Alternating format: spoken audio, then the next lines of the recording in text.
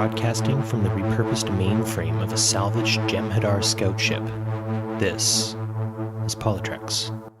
The Prime Directive, the Declaration of Human Rights, the United Federation of Planets, the United Nations, World War II, the Dominion Federation War, the Art of War, the Teachings of Surak, Jesus Christ, Kalis the Unforgettable. Welcome everyone to PoliTreks. It's 2018 and we are back in the saddle. I'm Barry DeFord and I'm very happy to have you here today. And as with me always is my often imitated, never replicated co-host, Mr. Shashank and Barry. How are you doing tonight? Namaste, Homo sapiens. I'm doing well, my friend. How are you? I am excited and I am happy. 2017 was, for me, a good year. For the world, sometimes a challenging year.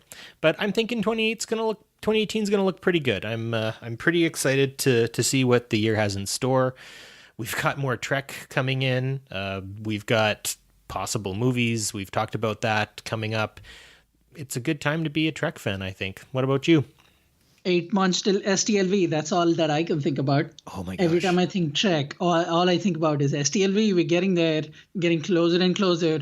Just a reminder, we will be doing a role play dramatization of our fan fiction of Star Trek, and you guys are welcome to join us. More details will follow as we get closer to the event. Yes, and actually right now I can give a little impromptu preview because I have actually completed not one, but 2 scripts so far. It is the Do it, Captain. The USS Chimera, which is a refit of the Sovereign class. So this takes place post-destruction of Romulus. So we are heading into uncharted prime territory, folks. The USS Chimera has been sent out near the Romulan neutral zone to check on what looks to be an Andorian shipping like a shipping ship that has been sort of lost, and it goes out to check on it, and it gets attacked by a Romulan warbird. They fight it off, but then they start noting that there is a rogue Federation ship that is becoming embroiled in a civil war that has started in the Romulan Empire. Of course, with Romulus being destroyed when that star went supernova, it's kind of like a creature losing its head. And so the Chimera ends up in a cat and mouse battle, attack, chase sort of thing with the USS Acheron, which is a Aventine class starship. And those of you who know what happens with Ezri Dax after Deep Space Nine, she ends up the Aventine USS Aventine captain. So, anyways, I've got a captain, a first officer, and I believe con officer so far. Thad Haight has decided to join the crew. So if you have any interest, feel free to talk to us on our Facebook page. And with that, Shashank, how do you get a hold of us if you're jumping on the social medias? You can follow us on Facebook at PoliTreks. That's PoliTreks. We are much more active on Twitter, where we post funny GIFs and memes and messages that we like to send out and tease people about our shows. You can follow us on Twitter on at PoliTreks. That's @PoliTreks. And if you're so inclined, you can also hop on the Tricorder Transmissions Podcast Network website and check us out there. We are a network of fantastic podcasts. Of course, there's the Tricorder Transmissions, there's Shore Leave, Trek Ranks, Drying Trek, and now that Discovery has returned, the triumphant return of Disco Trek. If you're interested also, you can send us a voicemail. You call in at 609-512-LLAP.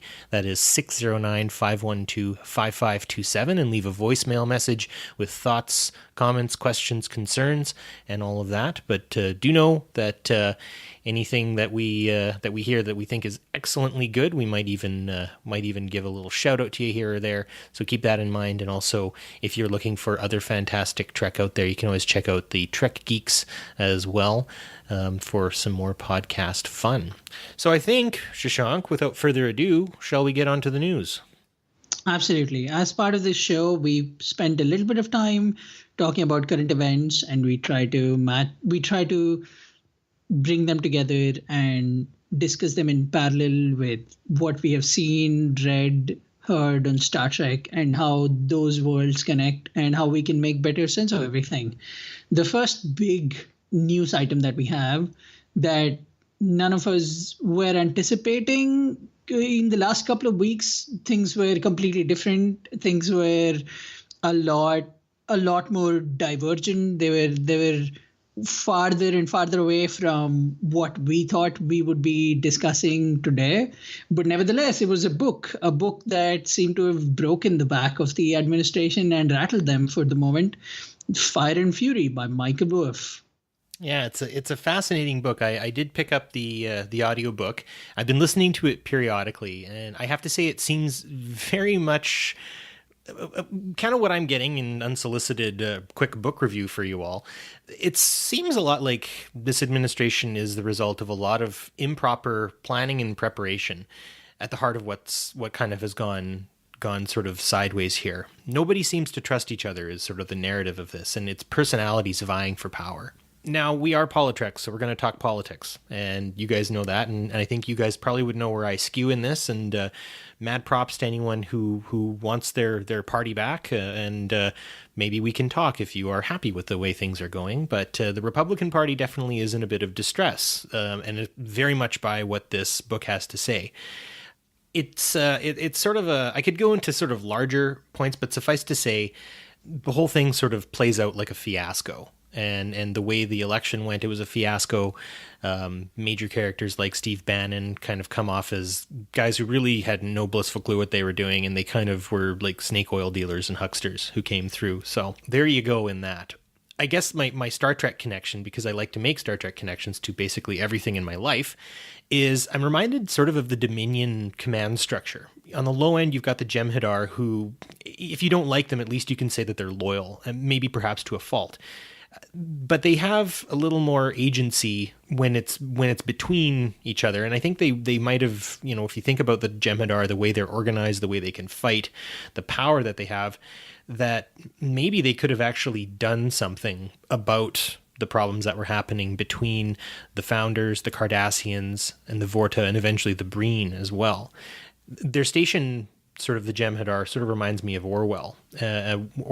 George Orwell said something. He was looking at a boy who was driving an ox and he was whipping the ox.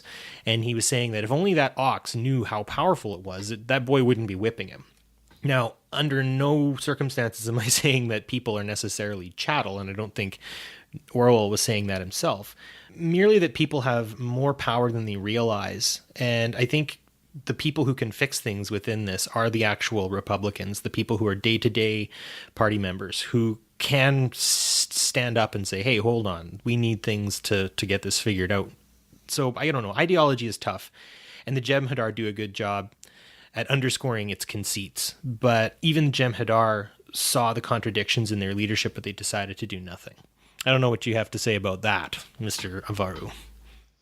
Just to bring in another perspective, I'd like to see this whole situation as the second and third act of Nero's Romulans in 2009 Star Trek, where there is one man with a blind agenda just going in gung-ho or guns blazing at something he clearly has no idea how to accomplish and sees no end except for death for all. It seems like he's on a death mission, and he has gotten a group of people together who've decided to dismantle everything that has been established. With this book and the quotes that are coming out and the repercussions it is having and the reports of infighting that are going on in the White House, it's clear that people that came in had a destructive agenda in mind, much like Nero and his ragtag group of terrorists. It was clear that when Nero was trying to do what he was trying to do by confronting every planet and essentially sucking it in and trying to get to Spock by destroying Vulcan, you could see that all that he wanted, all that his endgame revolved around was trying to prove a point that ultimately was destructive and full of revenge and narcissism and a cathartic, hateful experience that he decided to bring everybody else into it, irrespective of what the situation called for and what needed to be done.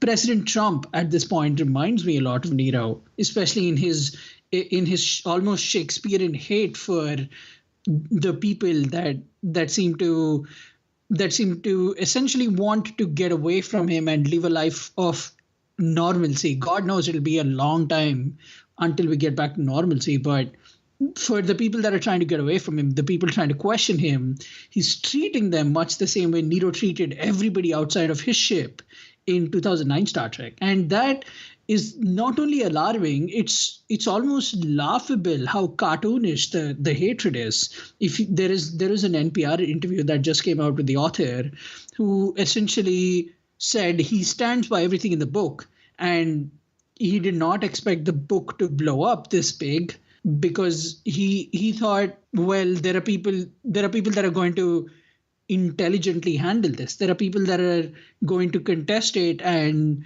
try to get away from it in a manner much more intelligent than it essentially came out to be. And there are people now who are quoted in the book that say they haven't quoted it that way, to which the author says, I have recorded evidence of them saying these things, and I understand that they regret saying it, but that doesn't change the fact that for the people who want to know the truth, this is the truth. And I find it fascinating that, much like Nero's ship and the followers that he had, the GOP is just blindly supporting Trump in this as well. They're in no way calling for reason. If you go on GOP's Twitter page right now, you'll see them taking a stance in the situation. You'll see them insulting the author of the book, insulting insulting people who've read and want to have a dialogue based on this book. And then Trump is just spearheading all of this. And it would be very funny if all our lives weren't in jeopardy because of what this book reveals. It's interesting that you would sort of talk about sort of Trump's Shakespearean vitriol, and I agree with you there. I would say that the one case that I would go back to saying that this is more like the Dominion and their sort of weird alliance is that Nero's insanity and his quest for, crazy revenge comes from a horrifically traumatic experience. Now, I don't know very much about Mr. Trump's personal life, but it doesn't strike me that the man has had a experience that has rocked him like that. So where I would agree with you that he's got this sort of dismantling kind of way about him, he's not necessarily, though Nero is a total bad guy and he does some terrible and awful things, you can be like, well, the guy's planet blew up and he's got to blame someone, and maybe it has a lot to do with being sort of his personality. There might have been elements of his personality that were kind of fly off the handle as they were in the past. Who knows, right? Like, Romulans are a vast and diverse group of individuals. I would say that where again you see that, and you've mentioned the Republican Party itself, the GOP, not necessarily, or they're defending Trump, is sort of kind of how it worked between the Vorta, the Cardassians, and the Founders, in the sense that, off, in camera, or at least when they don't think they're being listened to, or they didn't think that this would get recorded, or maybe they didn't think it would get used in a book, they are actually saying some terrible things, much like, you'd have the Cardassians, Damar and Dukat, being like, what the crap is this? Like, they're changing the rules again on us or something, or the Vorta mincing around and stuff like that. But really, they're trying to preserve themselves. And that sort of, everybody's in it for themselves and putting up this front of unity, it will come crashing down, and it totally does. And again, to maybe drive Garak into this a little bit, because we are going to be talking quite a bit about Mr. Garak today, I think about what the Federation had to do, really, to finish off the Dominion. And my fear is, I think that the Democratic Party might try to stoop to kind of populist levels to try to get rid of Trump, and that does kind of concern me. Just for our listeners and you, Barry, there is an argument made by a lot of people recording this administration that they can actually trace back the very moment to which Trump decided to run for president. There is a 2011 White House Correspondents' Dinner that happened that Seth Meyers hosted. And Seth Meyers and Barack Obama both essentially spent that entire correspondence dinner roasting Trump. There is about 30 minutes of footage with both of them just taking jabs at that guy. And Trump was in the room at that time. And they both made fun of how Trump wanted to be president.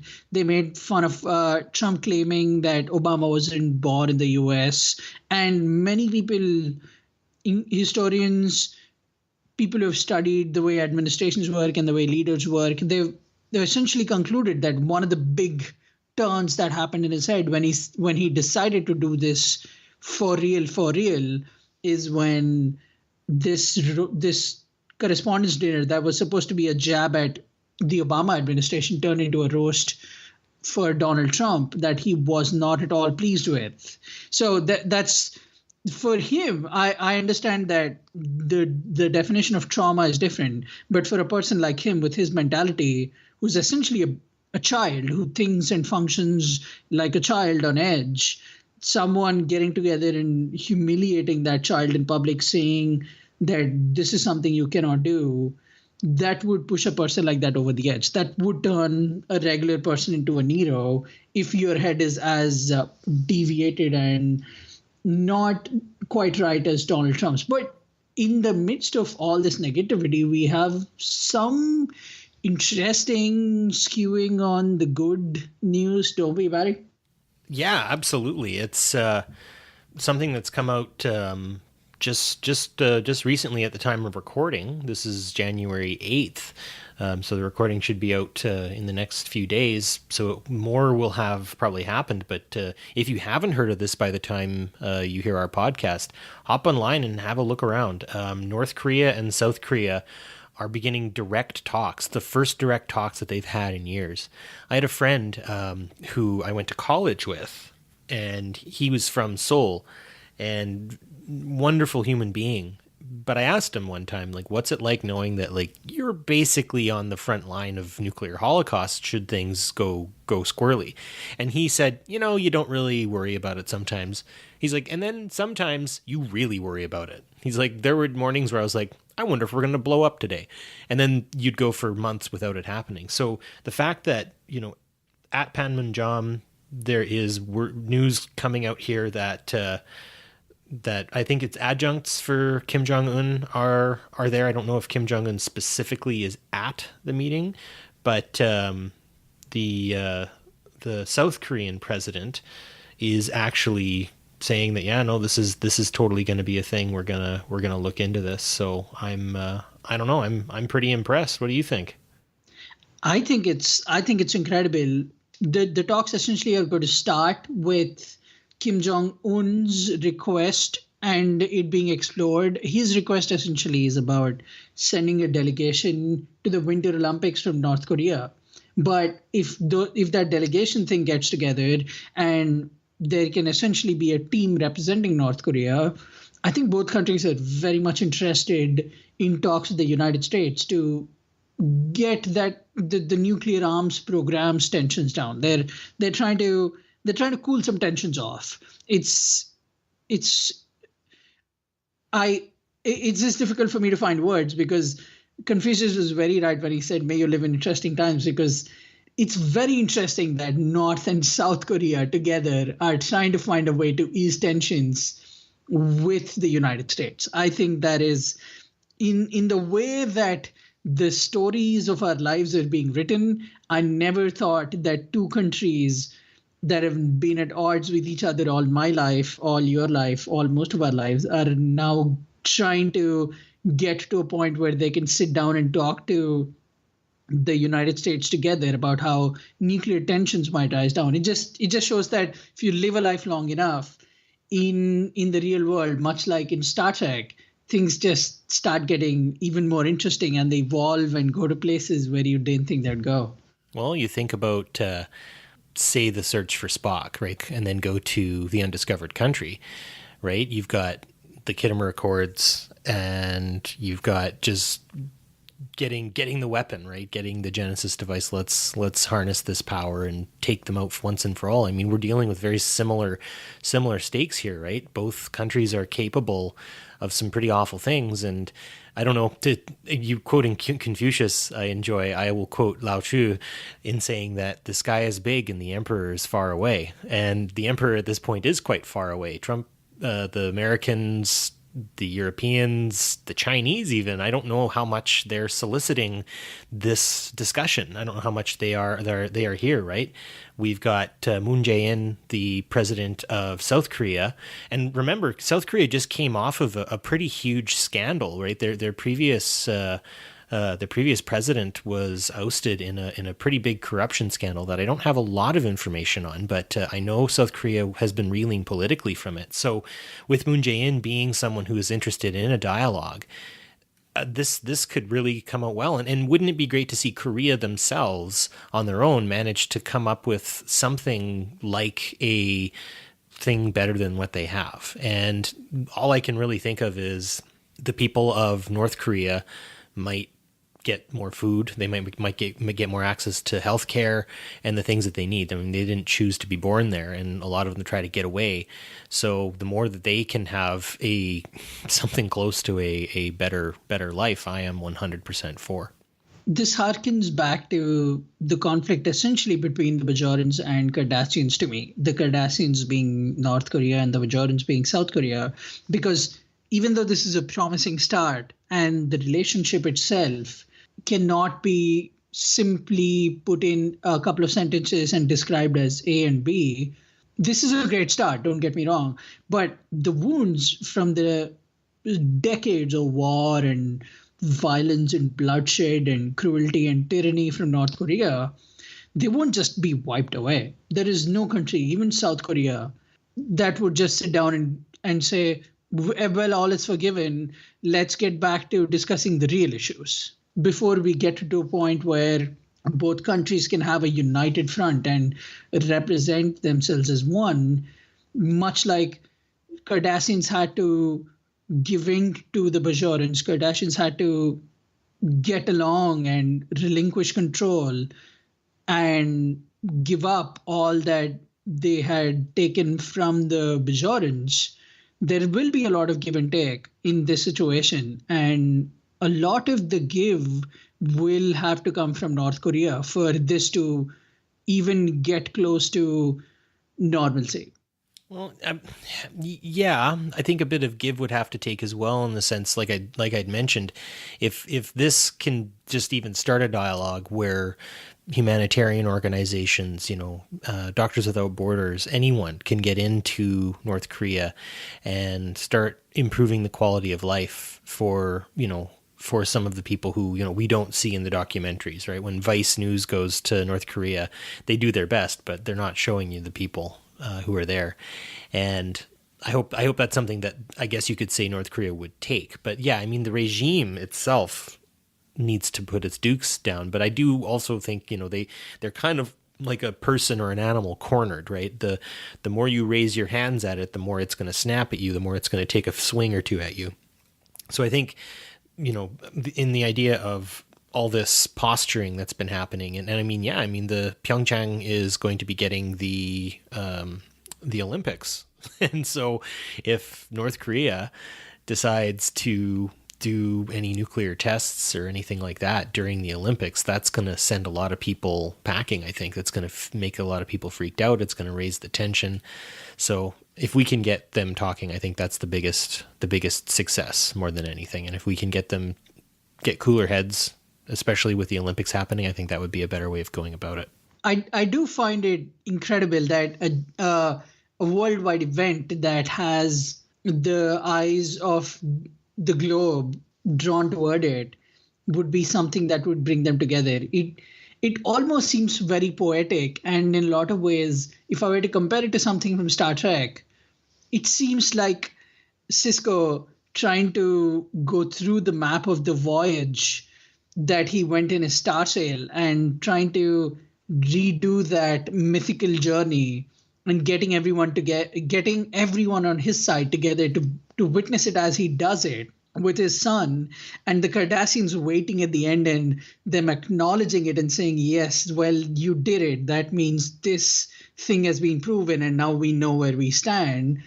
It just seems like a something artistic and something athletic and something celebratory, because Olympics are celebratory. They're a celebration of who we are as a people and nations.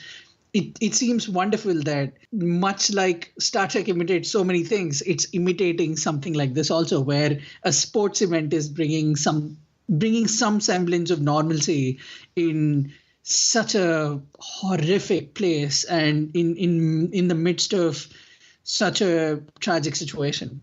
You know, just you talking about the idea of Olympics, that's something that's missing from Star Trek. Is I would love to see like a Federation Olympics. Wouldn't that be cool? Like, I don't know, who's the best at Parisi's squares or something. I don't know, or that weird game that they attach to their head and it freaks them out or something, or you know, maybe like see if the Elorians are really that good at holodeck target practice or something like that. And that would be kind of neat. It's sort of maybe the Klingons come in and they have their like batleth competitions and stuff. That you know, I think we've got an idea here. We should have a Federation Olympics.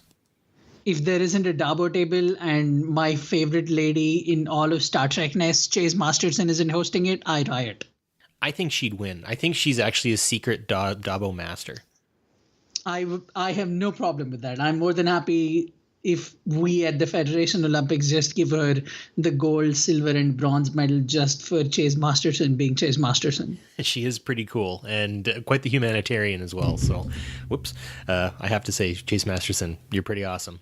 That's some good news, and I think it's time we get on to the last part in our Spies in Our Starcity series, where we talk about some of the subterfuge and secret organizations that are portrayed within Star Trek, and you'll be interested to know who we're going to be talking about when we get into our main topic.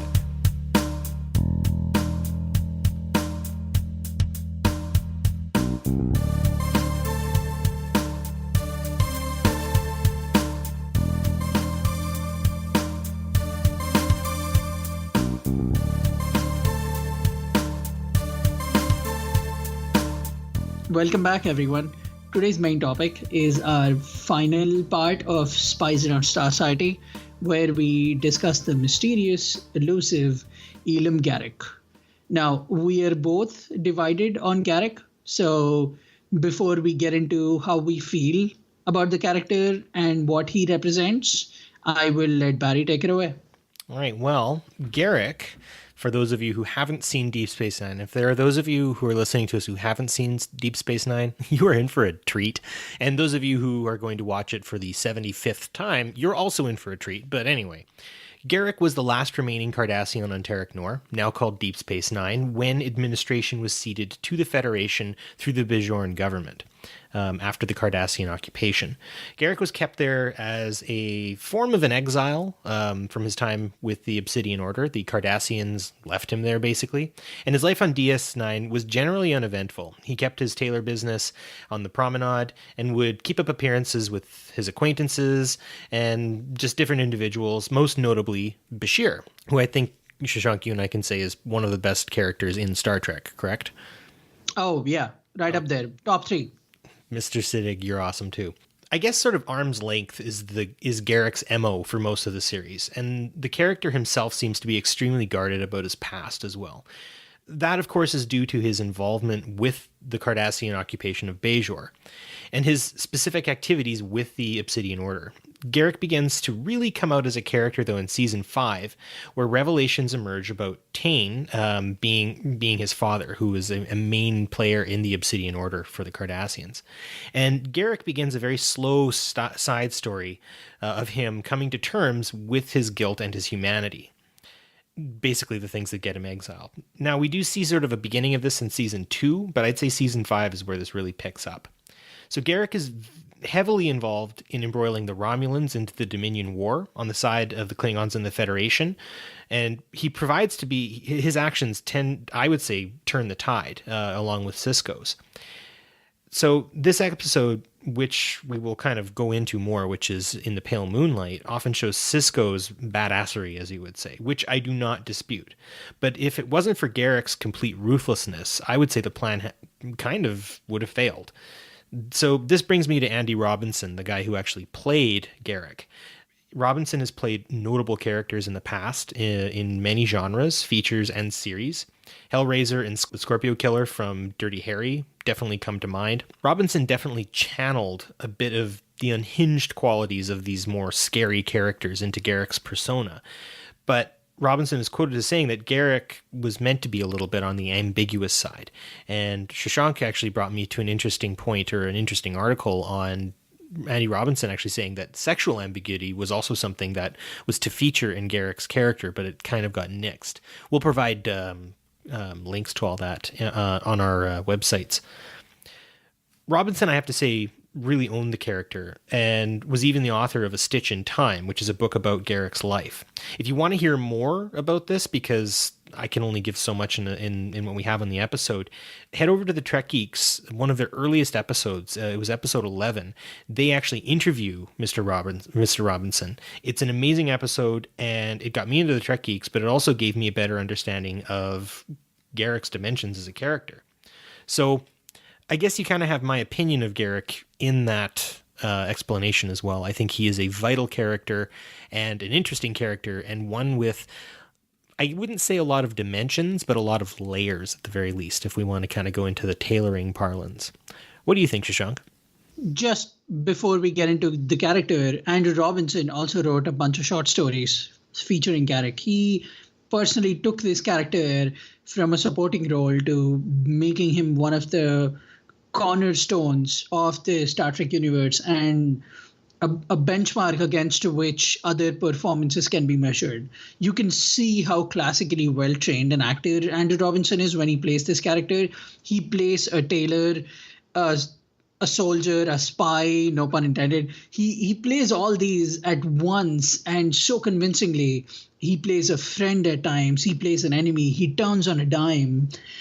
The way Andrew Robinson plays this role itself is enough value for you to sit down and understand the motivation of this character and see where he's coming from and how fascinating he is. To me, Garak, the character, is very much like Joker from the DC universe. You never know quite where he's coming from. You never know what's on his mind. You don't know what his real origins are. Even to Dr. Bashir, the closest thing he has to a best friend on the show. He tells things that he later goes back and says, "Oh, well, that's not really what happened. I just made that up so you would listen to me. You would go do what I needed you to do." Things like that are fascinating about that character. But that being said, I am personally not a huge fan of Garak. I do not think he's up there for me in my top list. If somebody were to put a phaser to my head and ask me to drop a list, I don't think Garak would be on it.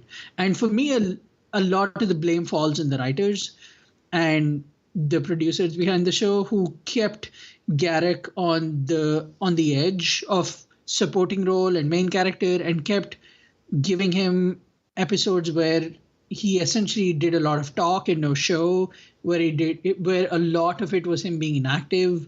I felt a lot of his compelling backstory was not explored as much. So in this episode, you will see me take a critical, a more examinative, more analytical path toward Garak, because I really don't feel a whole lot of emotional connection to him. But that is mainly also because I, as a viewer, felt cheated when the payoff came at the end for me with Garak.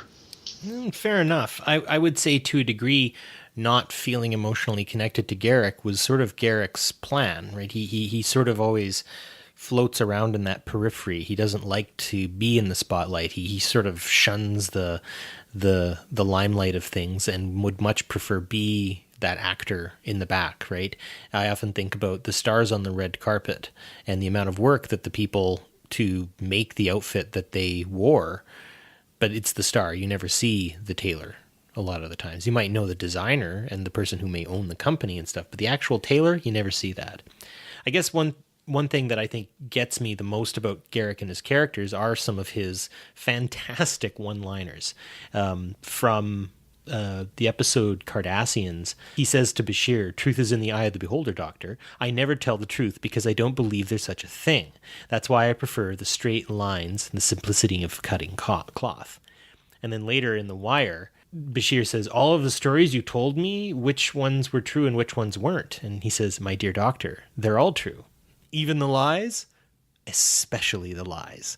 And there, I don't know, there's almost something Jan Martel, Life of Pi, about that. I don't know if you're familiar with the book, but what we see as truth is often very much in the eye of the beholder, and that I think is important. And sometimes the things that we cling to, sometimes we find out are actually lies. And does that cheapen them all the time if the meaning is important? Now, I think it's important for empirical evidence for stuff. The Earth is round. It's not flat. We went to the moon, blah, blah, blah. But sometimes there are things that are greater than just the truth. And I think Garak kind of brings that forward in a lot of ways. I agree that Garak as a character says a lot of interesting things. I, just as a viewer, did not see a lot of payoff. When he says things like, especially the lies, you want to see him do something that is worthy of those words. When somebody makes a claim in Star Trek, or any good compelling TV for that matter, you want to see that person take it through. When even in the god-awful Star Trek V that we all collectively have our opinions about, when Captain Kirk asks, "What does God need with a starship?" you essentially see a human being stand up to what their version of a god is at that point. And you cannot take away the fact that there is a scene where somebody is saying something and then following it through. While Garak said a lot of interesting things, until In the Pale Moonlight came along, where we actually see him influencing the big story, and we see him taking charge of what he should have taken charge 7 seasons ago. You don't see a lot of Garak doing things that influence the rest of the universe at large, and that disappointed me. I thought that a character like that would do so much more than what the show gave him. I just feel he would have done a lot better. And this is why Deep Space Nine could have used a Leavenworth series, right? We've got Kira Nerys, we've got Odo, we've got Jadzia and Ezri Dax, we've got Worf parachuting in, we've got Dr. Bashir, we've got Sisko, we've got Jake, we've got Nog, we've got Quark. All of these amazing characters, all having their little tour de force episodes, right? Like, whenever I think of really solidifying the Cardassian-Bajoran situation, Duet comes to mind, right? When you really want to see what kind of character Garak is, absolutely, Pale Moonlight is where you want to go, right? Odo trying to find his way as a solid after he's broken away from the link. These are all amazing characters. So I would say, yeah, you know what? More Garak would have been nice. But I would say that what they do give of him is actually quite fascinating. I'm always surprised at how Garak understands his details, and he keeps things to himself, right? You find out like midway through the series that he's actually fluent in Klingon, right? He's got this memory, and that kind of comes into sort of maybe the inconspicuous work of a Tailor, right? They're going to remember the things that you like. They're going to like things that you don't. They're going to know these little details about you, and they're going to learn how to kind of work around them. I read an article on a website called The Cut. It's sort of a subsection of New York Magazine, which is incidentally, the magazine is about fashion. And it talks about a spy who describes himself to his friends and his family as a low-level salesman.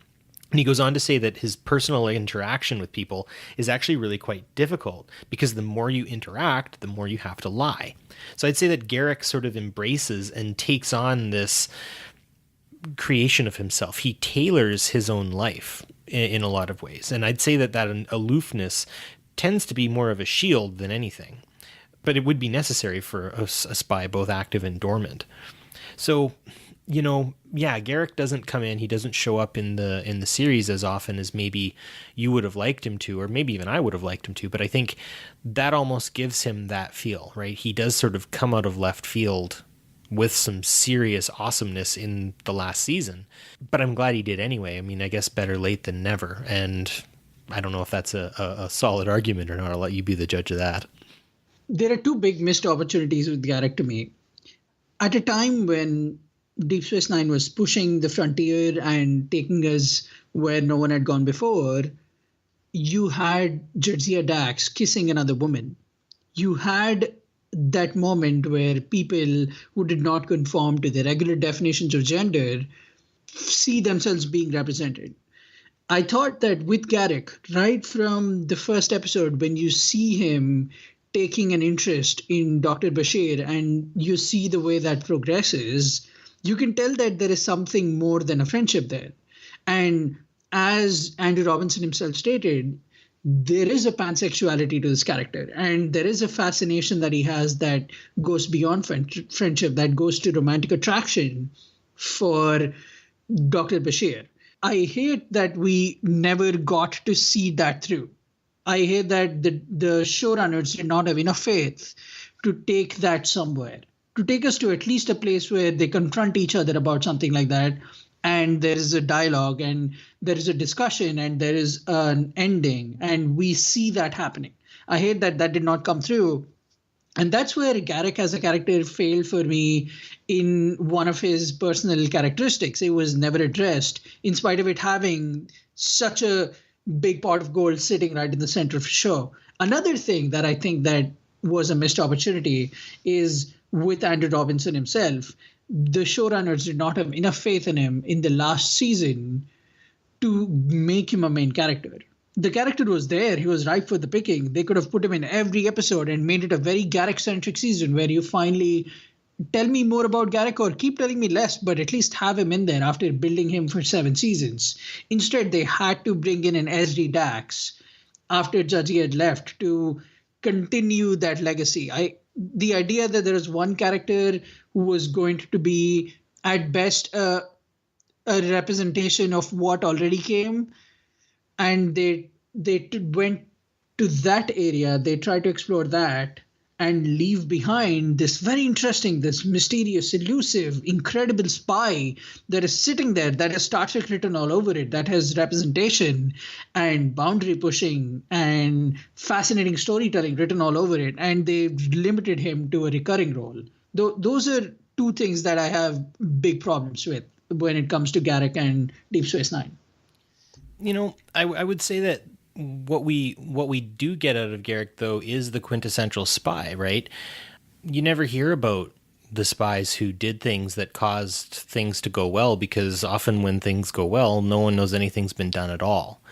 And so to keep Garak in the shadows to a degree maybe isn't all that unintentional and unwarranted on the part of the writers, right? With Andy Robinson wanting Garak to have a higher role, definitely. I mean, I wouldn't. I guess the thing is I wouldn't say no to any of your critiques, but I would say as a character and what we are served in terms of who Garak ends up being is a character who does operate in the shadows, and we do get some bits into his life, but when I was reading another article in Popular Mechanics, they had a CIA agent do an Ask Me Anything on Reddit, and he basically talks a lot about sort of these little pieces about being a spy and really having to be forgettable and really trying to make yourself that way. And if Garak is operating in the Obsidian Order, he's going to want to be that way. The other piece of it as well is we were to get really deep into the occupation. I mean, we get an idea of how things went through, Dukat to a degree.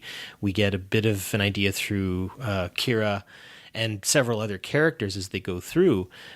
But I mean, Garak wasn't making orders. He was interrogating people, right? Of course, you hear about the one he boasts about that he just stared at a guy until he confessed. But Garak also was in the position at least once where he could have killed some Bajoran kids.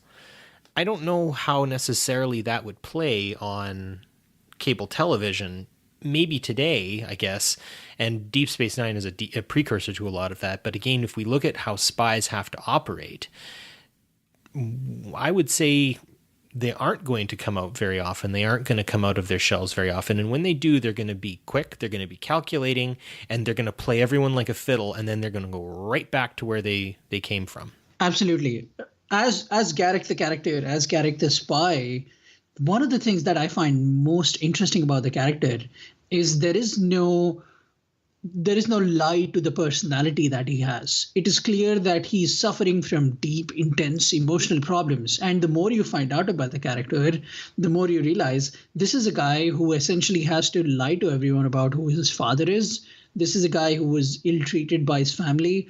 And if our listeners go back to our first episode where we started Spies in Our Starcity, we talked a little bit about how childhood and family influences a lot of who you are when you take up the role of being a spy. When you take up espionage, there is a intense personal reason. There is something very traumatic and heartbreaking that happens to you that you have to go into and find yourself in order to represent this role of spy, where you have to pretend to trust everyone, but at no point can you trust anyone. And Garrick plays that so beautifully.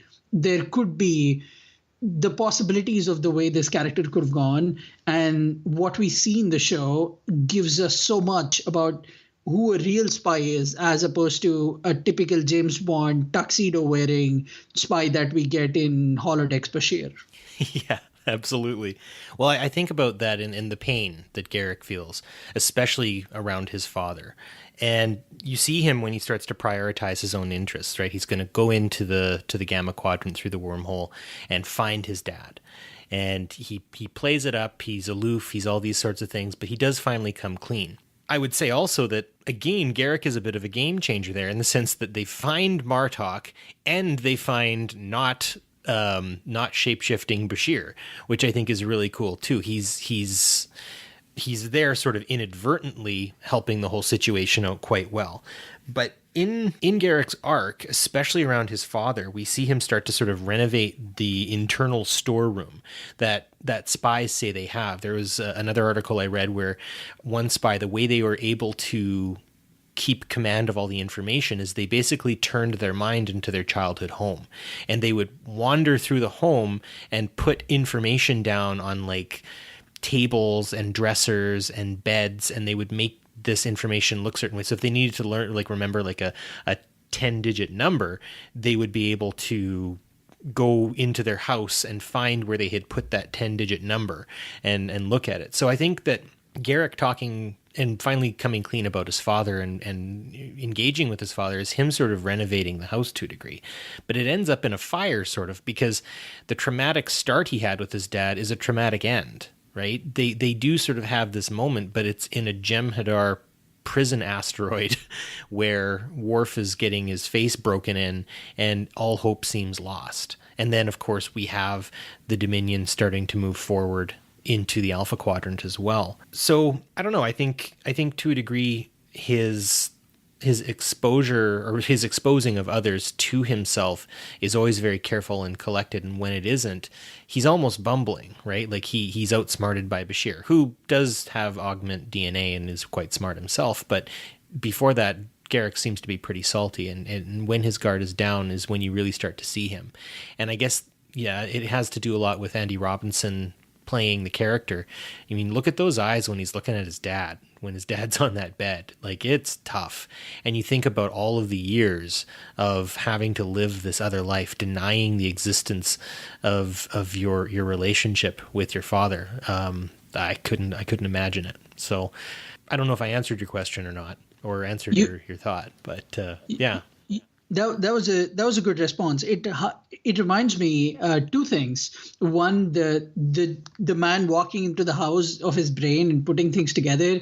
That actually comes, if our listeners are interested, it comes from a study in Scarlet, the very first Sherlock Holmes novel written by Arthur Conan Doyle, where the actual quote is, "I consider that a man's brain originally is like a little empty attic, and you have to stock it with such furniture as you choose." And Sherlock Holmes goes into this deep monologue about how there is a house and everybody goes in there and puts these things. If people are interested, it's a very interesting memory tactic. I have tried it on occasion. It yields fascinating results. And the second one, with Garak, the character, the way he plays it, and the way the arc goes, now that I think about it, the only person that actually outsmarts Garak is someone who is genetically manipulated and manufactured through science and fiction, essentially, to be smarter than everyone else. I think it's incredible that a normal, or I don't think Garak is normal, an exceptional Cardassian is so smart, and Garak himself is such an intelligent character. It took someone whose brain was biologically re-engineered to outsmart him. I think in a way that character, that's a really good tidbit to our listeners that might not have known everything about Garak. So thank you for sharing that. I think that is very fascinating and changes some things about the character for me. Here's a question for you. Sure. And as a fan of Garak, I am hoping to get an honest answer. I've spent some time thinking about it. Do you think Garak knew all along how everything would go in the show? Yes. Do you think he knew? Yes and no.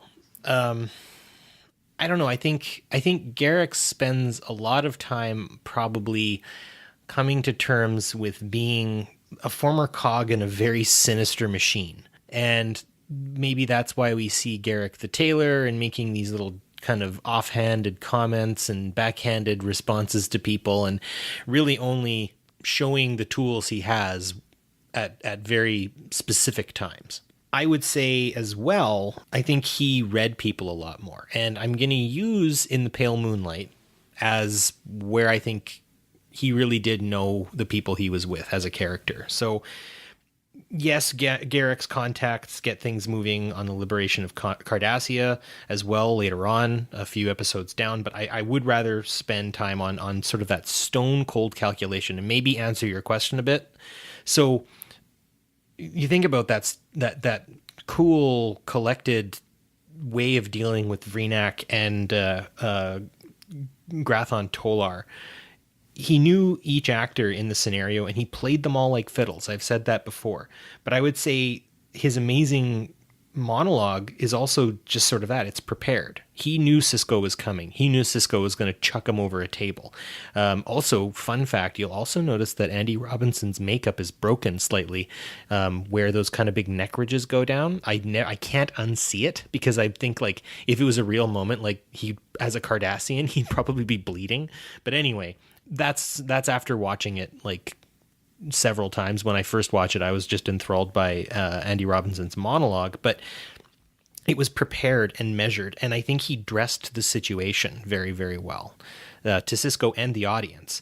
His measurements were very proper, and he puts it together really, really well. So I would say that I think Garak saw the hook sticking out of the bait for a lot of things long before they happened, right? He blows up his own tailor shop to get people involved in saving him from an actual assassination attempt. So I do think in a lot of cases, yes, he's very much ahead of the game and he knows what's going on, and maybe he chooses not to involve himself all the time for the reason that I don't think he sees the need to.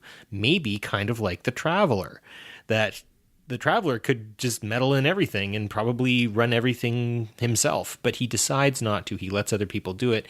But when the time comes, he will involve himself. And when he does, by goodness, boy, howdy does he. And we see Sisko, we see all these memes show up of Sisko holding up a glass of what is clearly not synthahol in my eyes.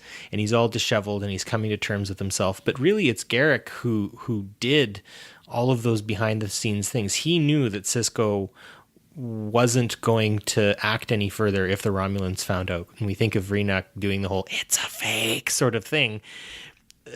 Sisko's ready for a fight, right? He's like, okay, well, here we go. But Garak's he's already figured it out. He's already got that part under control and it's done. And as angry as Sisko gets about what's happened, Sisko knows it's right. Garak knew he was the guy who had to do it, and that's the end. So Did Garak see everything coming from the very, very start? I wouldn't necessarily say he had some sort of, ability to see into the future, but his way of knowing people, his way of remembering, his spy's instincts definitely help him to forecast what's happening long before it does. I think there is a major difference between Gul Dukat and Elam Garak that we don't see and find until we're looking for it. Gul Dukat is someone who wants the empire. He wants to reign. He wants to find control and power, but Garak doesn't. And Garak is clearly smarter than Dukat. We see that on every turn. We see that especially when Garak has whatever relationship he has with Dukat's daughter that seems to seethe and anger Dukat at every turn. When we see these things, we find that there's clearly one Cardassian better than the other. But Garak, much like spies in our real world, who are part of this elaborate power game that everybody's playing, if you do that long enough, if you get to a point where all you do every day is influence and change the way empires are run and kings take their place and governments control people, I think you become a little disillusioned. I think you become very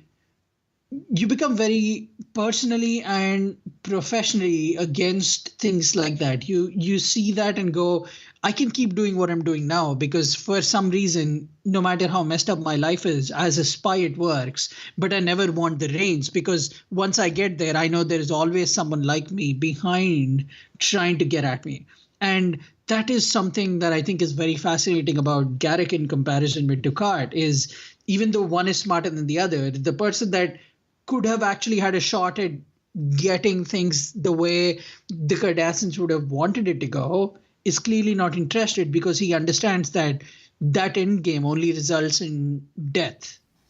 That's the best separation. And I think we see some really good alien differences, right? I mean, obviously TOS was episodic and all those sorts of things. And by the time we get into the final end of Deep Space Nine, we get a lot more personality. Next Generation obviously shows a lot more personality between different aliens. I would even say that the TOS movies definitely show a larger pantheon of personalities that exist within each race. But yeah, I think one of the greatest contrasts, almost polar opposites, Dukat, who gives up his power so many times in the search of power, and Garak, who really could run as a shadow controller in every way, shape, and form, right? He's a kingmaker in a lot of cases. He opts not to. He opts to stand back. And I'd say that is really that is one of the greatest things. They genderify this to a degree, but I would say this works for both all genders, both sexes, all genders, in the sense of don't judge a person when they have nothing. Judge them when they have everything. And in the times where Garak has to take control and have everything, he gives it back almost immediately every time. And I think that's very important, and that's a sign of a good person. Well, I'll say this for our recording today. It has certainly changed the way I look at Garak. When I came in, I essentially had a fixed viewpoint that I didn't think could be changed. But now, after our discussion, there are things that, to me, have changed personally about Garak. And now, when I sit down and watch Deep Space Nine for the 75th time, Garak might grow on me a little more. I'm not saying he's my favorite character, but I'm certainly saying he's not. He does not seem as bad as or as unused as he was before. And I thank you for that, Barry. Well, I'm glad that's happened. You've definitely changed my mind on the Traveler, and I'm glad I could kind of move things around a bit for Garak. But, we'd like to hear from you as well. And the listeners out there, if you guys have some thoughts on Garak, something that we may have missed, maybe another character, or maybe a spy that you wouldn't think should go unmentioned, I think this is a good time. Call in, send us a message on Facebook or Twitter. We'd love to hear from you. Of course, the number again is 609-512-LLAP-5527, as we would know. But I think this is the point where we're going to go into a sort of 1-2 final thought segment. Now, we've missed our final thoughts in the last little while, so join us after the break for both Shashank and my final thoughts on Spies in Our Starciety.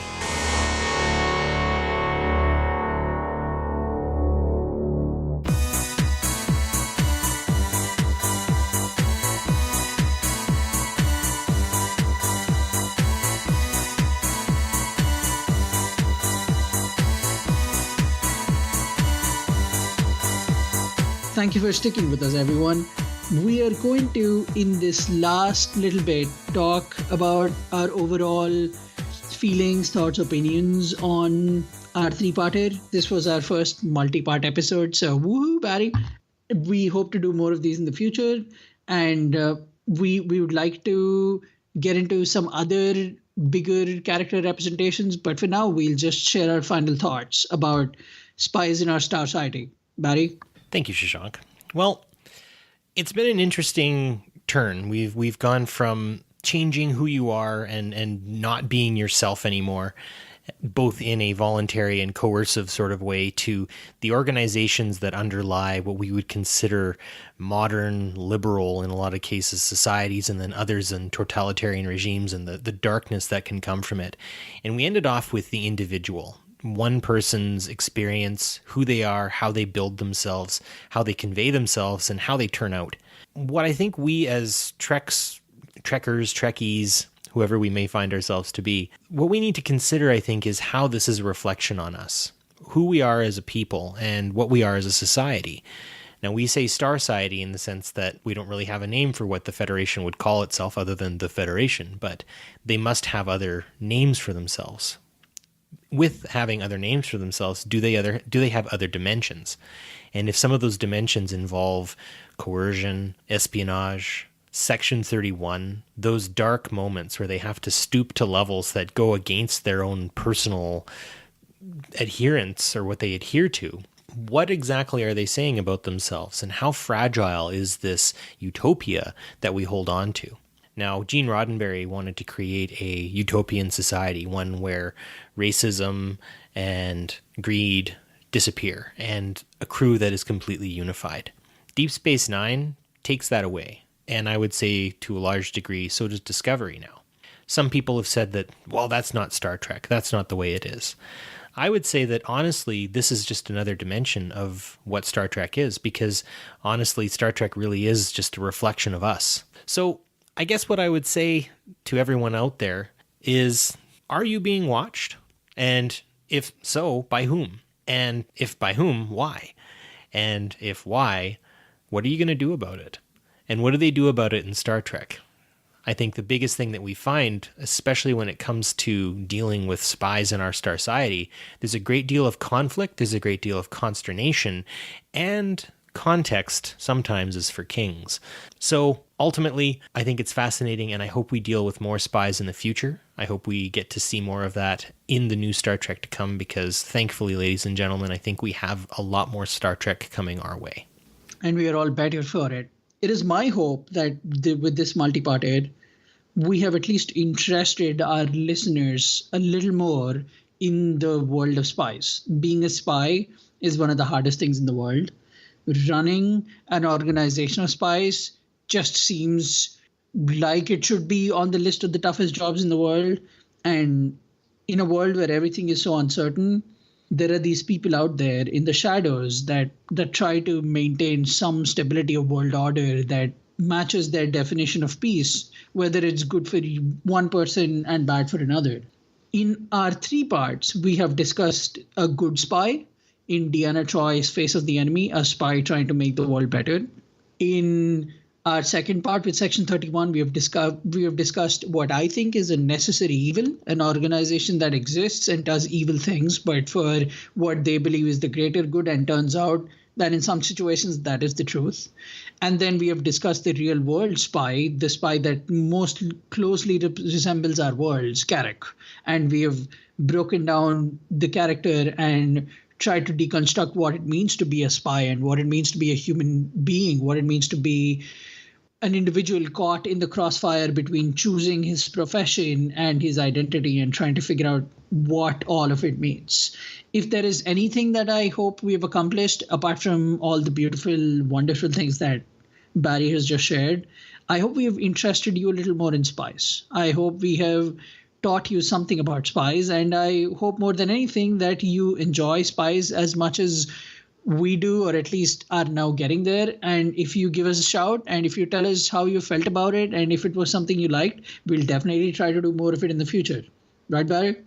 That's right, Shashank. We do hope we hear from you. And of course, hearing from you is going to help us know that we're not just screaming out into the internet abyss, but even if we are, we're enjoying ourselves.